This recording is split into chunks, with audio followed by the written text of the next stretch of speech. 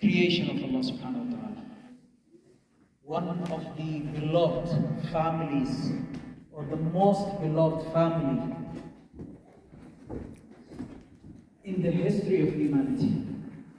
That is the family of Holy Prophet Muhammad sallallahu alaihi wasallam. Everything related to Prophet Muhammad sallallahu alaihi wasallam becomes the best. The best nation, Allah subhanahu wa ta'ala called this ummah. كنتم خير أمة أخرجت للناس. You were the best among the nations. The best book is the Quran Kareem, which is revealed on Holy Prophet Muhammad sallallahu alaihi wasallam. The best people were the Sahaba of Rasulullah sallallahu alaihi wasallam, who were the friends of Holy Prophet sallallahu alaihi wasallam and his companions. The best family is the family of Holy Prophet Muhammad sallallahu alaihi wasallam. Even in the Jamadat, the best mountain is the mountain of Uhud, and the mountain of Nur in Mecca, and mountain of Uhud in Medina, where Holy Prophet sallallahu alaihi wasallam stood on them or went in their caves. So everything related to Holy Prophet sallallahu alaihi wasallam becomes the best thing in the world. So what do we think when the person we are talking about, he holds inside him the blood of Holy Prophet sallallahu alaihi wasallam? What do we think about him when he was riding the back of Holy Prophet sallallahu alaihi wasallam, which is mentioned in the Quran? ألم نشرح لك صدرك الذي انقضى ألم نشرح لك صدرك ووضعنا عنك وزرك الذي انقضى ظهرك. Prophet sallallahu alaihi wasallam's back is mentioned in the Holy Quran, and he, Imam al-Hussein, was riding that back which is mentioned in the Holy Quran. What do we think about a person who his granddad is Prophet Muhammad sallallahu alaihi wasallam? In one hadith, Rasulullah sallallahu alaihi wasallam himself tells us, he says, أيها الناس ألا أخبركم بخير الناس أبا وأما ألا أخبركم بخير الناس جدا وجدا ألا أخبركم بخير الناس أخا وأختا ألا أخبركم بخير الناس خالا وخالة ألا أخبركم بخير الناس عما وعما. Shall I not tell you the best, the person who have the best father and mother? Shall I not tell you the person who have the best grandfather and grandmother? Shall I not tell you the person who have the best brother and sister? Shall I not tell you the person who have the best uncle and auntie? They are Hassan and Hussein. Their father is Sayyidina Ali bin Abi Talib radiallahu anhu.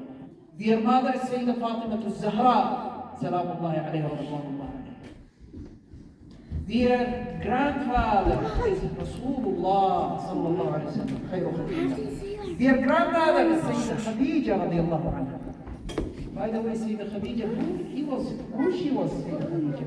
She was the lady Allah subhanahu wa ta'ala greeted her.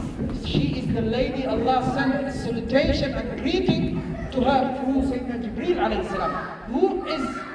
Is there any other lady Allah subhanahu wa ta'ala sent his salam and salutation and greeting to her through Sayyidina Jibreel alayhi salam apart from Sayyidina Khadija in this ummah? No one. So when we know the roots of Sayyidina Imam Hassan and Sayyidina Imam Hussein, we know who we are talking about and who we are addressing and who we are trying to remember. Then we know what is the dignity of this majlis, of this type of majlis, where we remember people who Allah subhanahu wa ta'ala loved them. And when Allah subhanahu wa ta'ala loves someone, it's not easy. He's not a normal person or a random person. He is an Imam al-Hussein. And each and every individual in Arabic, Rasulullah sallallahu alayhi wa sallam, themselves they are in school. So I really hope if we keep continuing this majalis to remember and to learn about the seerah and the life of Arabic Rasulullah sallallahu alayhi wa sallam. Sayyidina Imam al-Hussein today, after a few weeks, inshallah, will be Sayyidina Imam al-Hassan. I hope we remember him. I hope we don't exclusively remember only Sayyidina al-Hussein, like the Shia do, for example. No, we are Ahl Sunnah. Ahl Sunnah remembers all of Ahl Bayt remembers Sahaba Radwanullahi alayhim, remembers the ulama and the scholars, great scholars in the Islam who done any type of khidmat to this deen and to Holy Prophet sallallahu alayhi wasallam's deen. Let's come back to Sayyidina Imam al-Hussein radiallahu ta'ala anhu, who we are today a guest for him in this majlis. A few weeks back, a couple of weeks back, it was the 10th of Muharram. We are still in the month of Muharram. And we need to teach and pass this knowledge to our coming generations so that they continue and they understand how this deen reached to us. It reached to us through the sacrifice of Holy Prophet ﷺ and his family, Radwanullahi ta'ala alayhim, salawatullahi wa salamu alayhim ajma'in.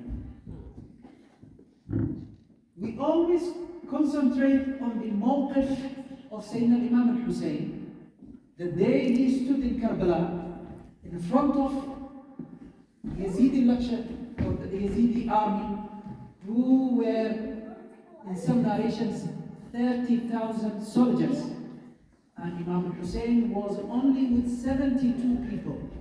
Some of them are his family, and some of them are the Khadimeen and the Muhibbeen of Sayyidina Imam al-Hussein. We remember this challenge. It is a challenge, 72 persons in front of 30,000 people, and he is not going back. He is not giving up. By the way, he had a chance, and the other army asked him to give up and go and put his hand in the hand of Yazid. And he could do that. But he was not munafiq. And he had a principle. And a strong principle which is not for sale. And here, this is the most important point. If you go back years and years from that date, which Sayyidina Abu Hurairah radiallahu anhu, one of the great Sahabas, as you know, he was asking Allah subhanahu wa ta'ala not to give him the life till the year of 61, the year Imam al-Hussein was martyred. He was always saying in his dua, Sayyidina Abu Hurairah, Allahumma inni a'udhu bika. We always say, Allahumma inni a'udhu bika. But what we seek refuge from? Hellfire. Seek refuge from adab al-qabr, adab al-jahannam. We seek refuge from, but Sayyidina Abu Hurairah was saying, Allahumma inni a'udhu bika min raqs al-sittin wa imarat al-sibyan. Oh Allah, I seek refuge from you, not to reach, I don't want to reach, Ya Allah, the head of the 60, the head of the year 60, and when the kids, the youngsters, will be taken over the hukum, will be ruling. So that year, the year 60 or the year 61, was the year when Yazid became the ruler of the Muslim nation, unfortunately. And this has a long story. But let's come back to years before that, when Holy Prophet ﷺ first received the wahi, and he was told, or he was commanded by Allah subhanahu wa ta'ala to spread his da'wah. What happened? Kuffar Quraysh tried different ways to stop spreading his da'wah. The fight between targhib or tarhib.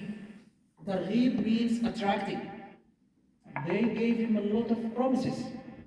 If you want, we will give you this. If you want, we will do this for you. If you want, we will make you a king among us. But stop this da'wah. Final trial was through his uncle Abu Talib, the grandson, the grandfather of Sayyidina Imam Hussein as well. So they went to him and they said, listen, we are brothers, we belong to the same tribe, we are all from Quraysh. Can you ask your nephew to stop spreading this da'wah? And we are ready. If he wants mal, we will gather the mal from ourselves and we will make him the richest among us. If he wants hukum, we will make him our king. If he wants to marry a girl, we will find him the best and the beautiful girl in the whole Quraysh and we will marry to him. Whatever in the dunya, whatever material things he asks for, we will give him. But please, ask him to stop this da'wah. When Sayyidina Abu Talib came to Holy Prophet ﷺ and told him about the message of Quraysh, Holy Prophet ﷺ had a strong principle. There and then he told them, and he told his uncle, Wallahi ya Am, by Allah, O uncle, لو وضعوا الشمس في يميني, if they put the sun in my right hand, والقمر في يساري, and the moon in my left hand, to leave this da'wah, I will never leave it until I spread it completely or until they kill me. So Rasulullah took the first part, he completed the da'wah, and the second part was from the nasib of Sayyidina Imam Hussein. He was killed for the same da'wah. Defending the same da'wah, he was killed. And before him, his brother Sayyidina Hassan was killed. And he was killed in a very bad way as well. Don't think only Sayyidina Imam Hussein was killed in a bad way. Yes, he was killed among his family and in front of his kids, and they cut his neck off. But Imam Hassan as well were given poison until he vomited pieces of his liver. And before that, their father, Sayyidina Imam Ali radiallahu anhu. And before that, who Rasulullah sallallahu alayhi wa sallam said in the hadith, أول الفتن قتل عثمان. The first fitna will be killing of Uthman. The door of the fitna was Sayyidina Umar bin Khattab. One day he asked Sayyidina Hudayfa radiallahu anhu, who was sitting beside him, and he asked about the fitna because Sayyidina Hudayfa had the secrets of Holy Prophet sallallahu alaihi wasallam, and Rasulullah sallallahu alaihi wasallam used to tell him special things which he doesn't tell anyone else, including the names of the munafiqeen. So he was asking him about the fitna of Akhir Zaman, where he mentioned, he said, oh Umar, there is a door between you and between those fitna. Don't care about it. And he says, will that door will be open or broken? And look at the type of questions they ask and the type of answering and how they understand each other. And he says, no, it will be broken. Then Sayyidina Umar knew from there that he will be killed as well. And he said, Inna lillahi wa inna ilayhi raji'un. But this is what they were. Inna lillahi wa inna ilayhi raji'un. They know this is imtihan from Allah, and they are ready to give and sacrifice their lives for the sake of the da'wah, for the sake of Holy Prophet sallallahu alaihi wasallam's deen to come and to reach to the coming generations up till today. Why Holy Prophet sallallahu alaihi wasallam migrated from Mecca to Medina in the age of 53? Today, 53 years old, he doesn't even want to walk a bit for 10 minutes. 53, it is not a child, he's old enough, but he walked 300 kilometers or above from Mecca to Medina in this hot weather you have seen. Most of you in Mecca and Medina reached 45 and 48 degrees. Why? Just to let La ilaha illallah Muhammad Rasulullah to reach these generations, so that we are saved. Let's go back to Sayyidina Imam Hussein, who was raised in front of Holy Prophet sallallahu alaihi wasallam. He had at least 5 years with Holy Prophet sallallahu alaihi wasallam's life. And in those 5 years, he had inherited and got a lot from Holy Prophet sallallahu alaihi wasallam, and became a very smart boy, even in his childhood, who raises questions no one can raise today. One day he looks at Holy Prophet sallallahu alaihi wasallam and he says, Ya Jad, Ya Jad, oh grandfather. He says, Man khayruna nasaban? Who is the best among us in a nasab, in a lineage wise? You or me? Who has the best lineage, forefathers? And he says, me? Rasulullah says, me? And he says, no, Ya Rasulullah, definitely it is me. Why? Because he says, do you have any of your forefathers like you? No. He says, my grandfather is Rasulullah. Who is like him? Look at the 5 years old boy who's raising this type of question and this type of understanding. Challenging even his grandfather Rasulullah sallallahu alaihi wasallam. Ya Rasulullah, man khayruna nasaban? Whose nasab is a khair? Whose nasab is the best?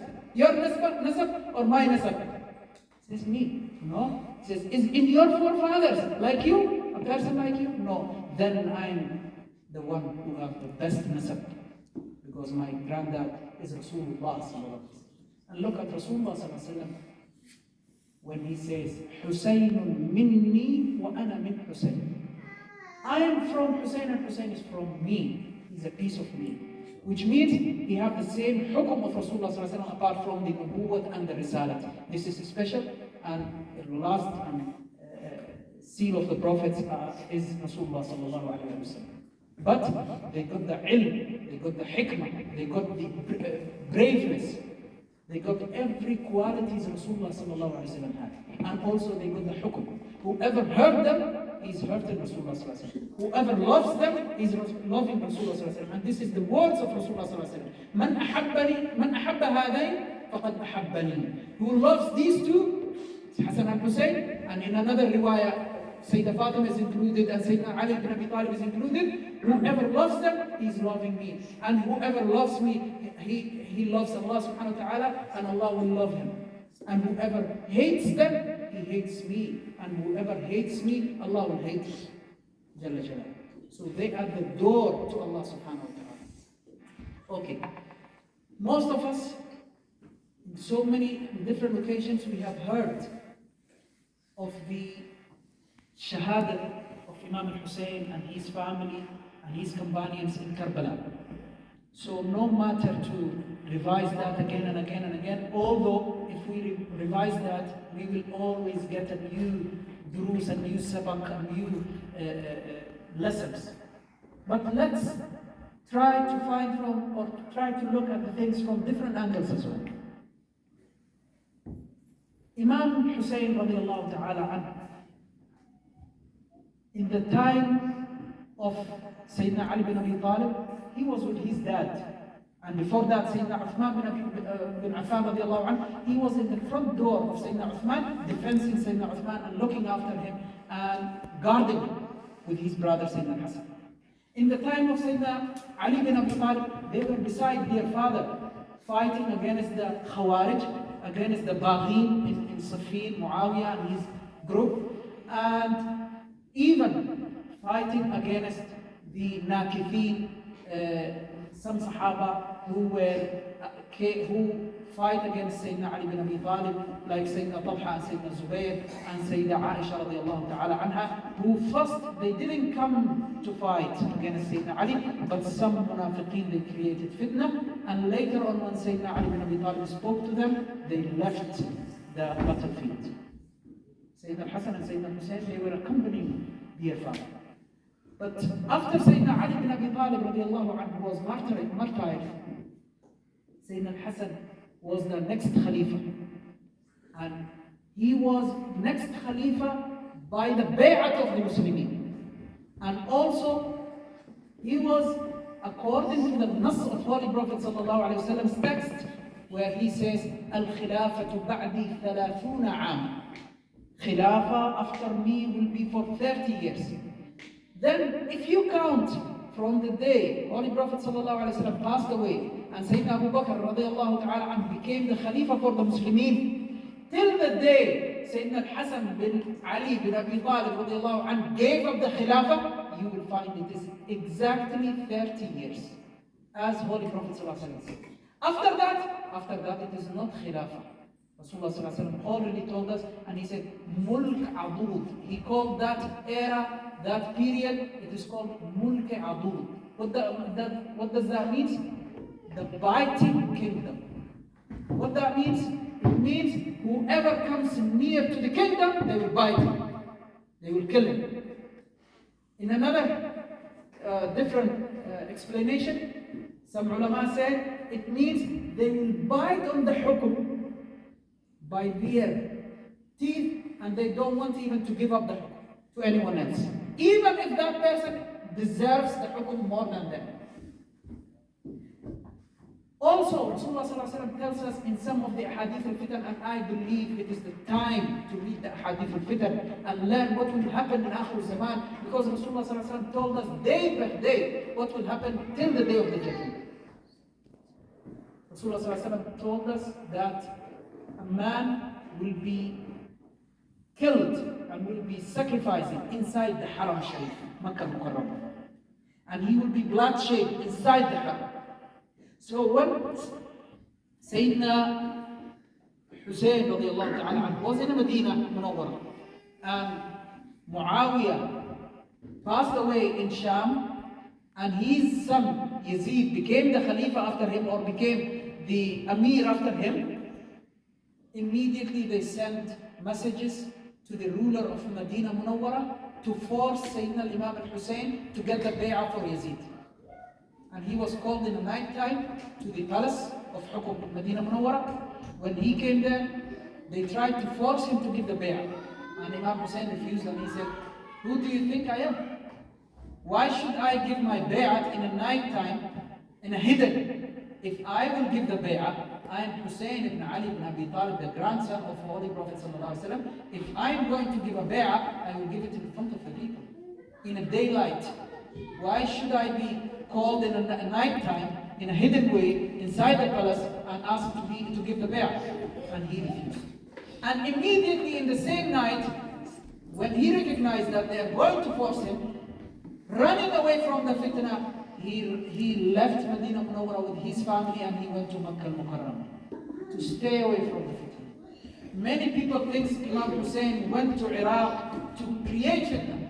This is totally wrong, and this is the way of thinking of Khawarij.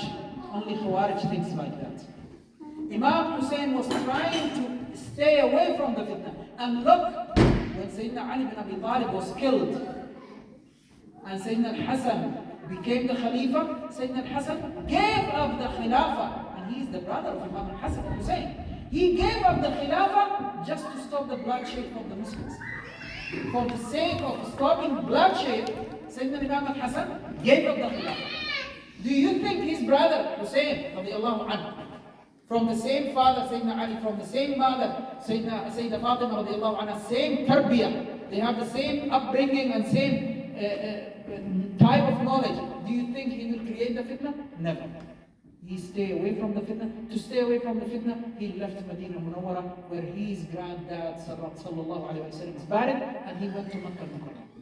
Again, they started sending people after him in Makkah al-Mukarramah, and to stay away and not to bloodshed anyone inside Makkah al-Mukarramah, because it was Hajj time.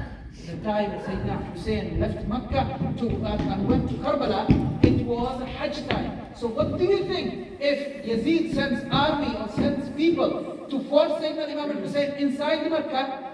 Definitely people would support Sayyidina Hussein, and there would be a bloodshed in Makkah al-Mukarramah, which is Haram area. Haram means it is haram to bloodshed anyone or anything, including the animals there.